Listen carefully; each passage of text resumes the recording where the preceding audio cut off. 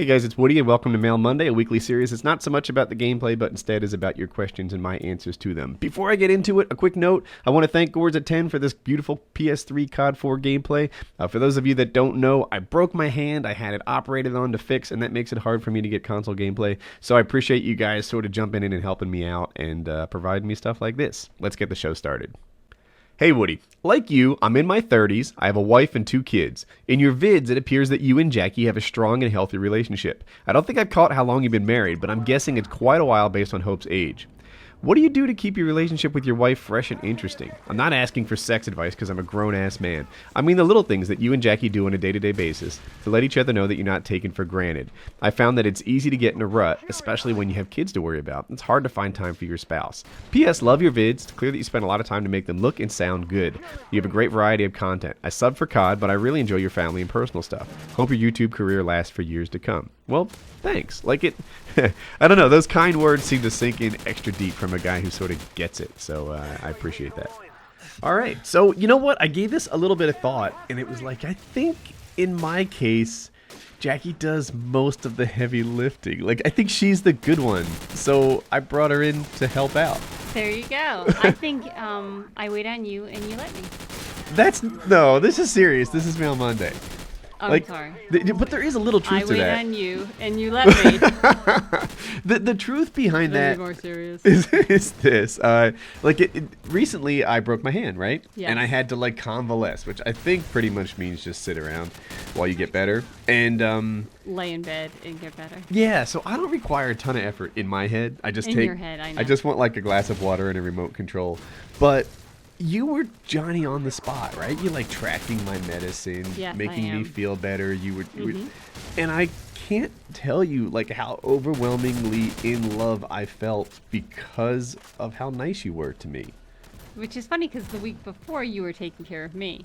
I was. And I can't say that same thing happened. I told you guys she was the good one. He did make me toast at my request. Every day. So I was really just happy with some toast every time. And I got you your remote, and I gave you your water. I gave you the sorts of things I wanted. I think you just want something that you're not asking for. I want me. I want you to be me when I'm sick. So and that's just never going to happen. On the broader topic of how do you keep things fresh and how do you keep things fresh? Yeah, I think some guys have this notion that the optimal goal, the target, is for you to have the kind of butterflies in your stomach, happiness, over the top, silly, giddy, I can't believe this girl actually dates me, that you might have in the first week. And that to me's never been the target. That's not, I want a deeper, sort of more foundational, same team on my side, loving, core relationship. This, person who's there for me and I'm there for her. I want this, I don't know, there's a deeper bond than, oh my God, isn't she wonderful? But you do say that every single day.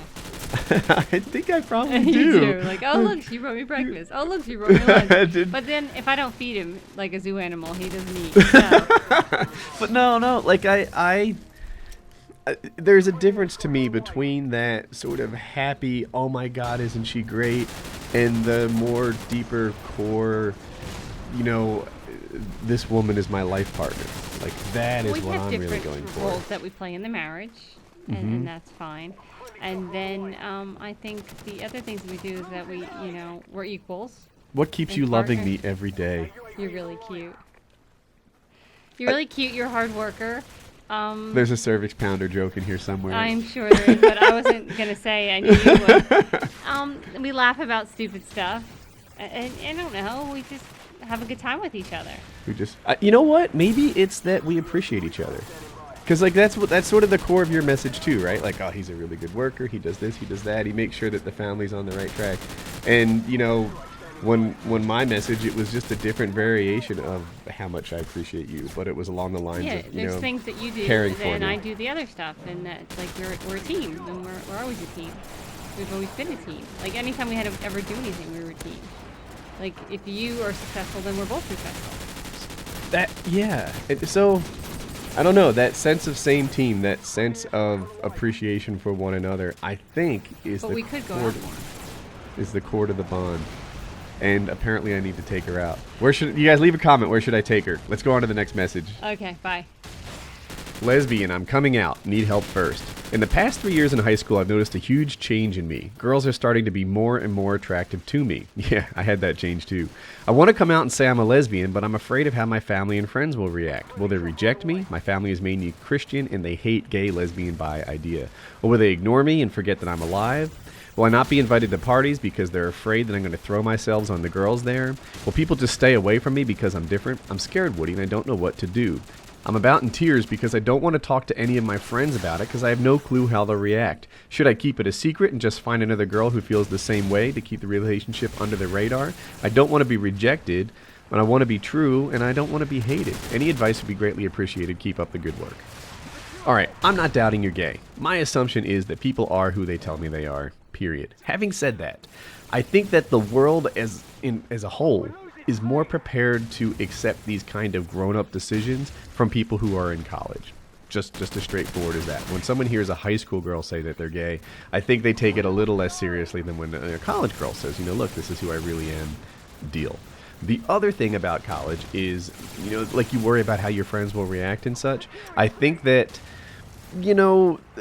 they'll be more prepared for somebody who's gay. They'll be a little more mature in college, whereas in high school, you're going to get a mix of people in there who are just totally not ready to act like an adult around this thing. You're going to get guys who think it's incredibly hot and want a three-way. You're going to get girls who think it's incredibly lame. You're going to get all sorts of, giggle, snicker, kiddie bullshit, as opposed to this, like, hey, this is just how I'm wired sort of reaction that you might get soon when you go off to school, or when you just get out of high school.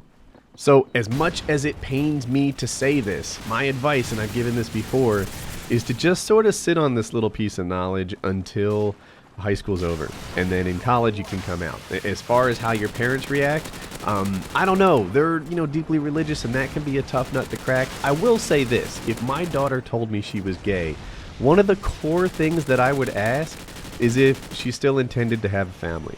Because, that's a life that has been really, really great for me. And it's something that, I want my kids to have for themselves. I think that my daughter would be a great mom someday. And, even, if she's gay, I would hope that, she still had this as an option on the table and was planning on, putting together. I'd love for her to have a boy and a girl like I do. I'd love for her to have a wonderful wife. I'd love for her to have a family unit, even though she was gay. So I would be prepared to answer that question because I think it's one that your parents might have too. Hey Woody, about 2 weeks ago my parents started fighting a lot. It has gotten to the point where every night I would wake up to my dad yelling at my mom, calling her a bitch, calling her a self-centered whore, and stuff of the like. I try to make him stop, but that only makes him scream louder.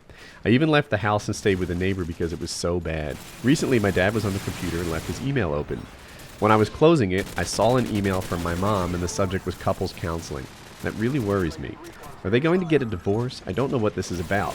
Is there anything I can do to make them stop fighting? Any reply would be amazing. Keep up the good work. First off, no, there isn't much you can do. Oh, you do need to be aware that this is not your fault, period, right? You are not the cause for this problem. Be aware that your parents love you. That's a core thing that you need to know. And finally, don't take sides. You are not privy to all the information. You don't know the core reasons that they're fighting. If you were to just hear the argument from another room and your father's really angry, well, you don't know what inspired that anger, or vice versa. If your mother's really unhappy, you don't know what caused her to feel that way. Without all the details, all you can do is sort of, hope for the best, want them not to fight, and, don't take sides. That's who you need to be.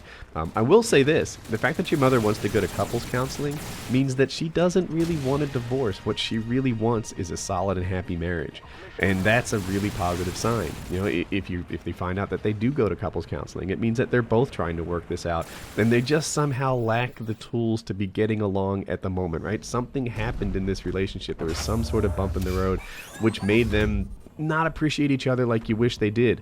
So if you do find out that the two of them went to counseling, that means that the two of them want to be together and they want to make this work. So hopefully that is the next step for them and this thing works out well. As for you,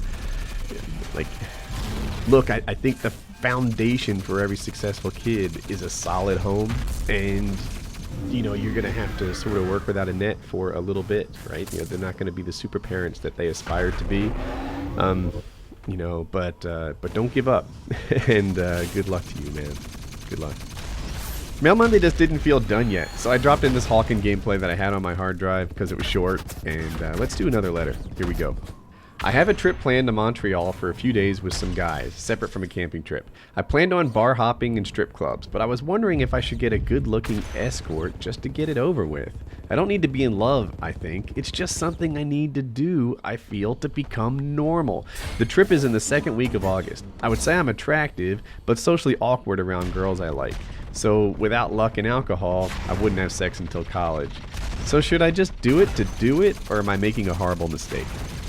I think you're making a mistake. It stems from this notion. What I read into your letter is that your sense of self-worth is somehow wrapped up in your sexual success. And I get that, because I was wired the same way at your age, which I estimate to be around 17 years old.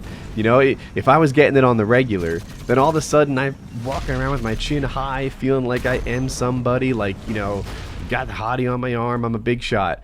And, you know, if I'm not getting it on the regular, then I felt like, you know, nobody wanted me. But that's not the truth. The truth is that your value as a person is not at all tied into how well you score with babes. Your actual value of a person has to do with your impact on the world around you, right? You know, is the world a better or a worse place because of your existence, right? Are you helping other people? Are you being nice? Are you making people feel better about themselves? You know, are you good for the environment? Are you ambitious? Are you hardworking, right? Like, you know, do you contribute to the GDP on a daily basis? Kind of a funny way to measure people, but whatever. This is America. That's what they do. That's your value as a person. That's who you are. That's the essence of it. Not whether or not you're, you know, getting a little honey on your stinger every so often. And I don't think that, you know, just based on what you're saying, like, you need this to feel normal, like you want to get on the same level as the other people that are claiming they're having sex. I don't think that, you know, the prostitute quote-unquote conquest is going to give you what you're looking for. Instead, I think it's going to have you wondering if you made the right call for a long time. Alright, if you're still here, perhaps I've earned your like, maybe even share.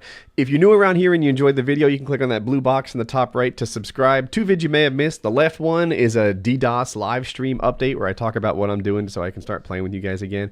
And the right one is actually pretty cool. It's cocaine stories. It's unlike anything I've ever done before. I will warn you that it's a little bit edgy and it has bad words in it, but just the same, I thought it was a cool video. So have a good day, and until tomorrow.